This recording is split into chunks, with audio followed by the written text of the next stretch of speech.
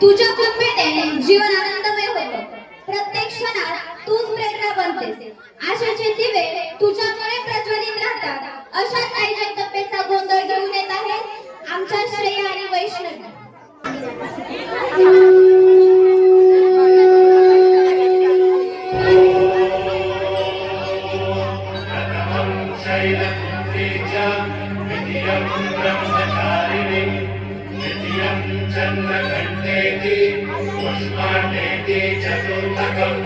पंचमं स्कंदपातेति षष्ठं कात्यायनेति च सप्तमं कालरात्रीति महागौरीति चाष्टमं नवमं सिद्धिदात्री च नवदुर्गाः प्रकीर्तिता.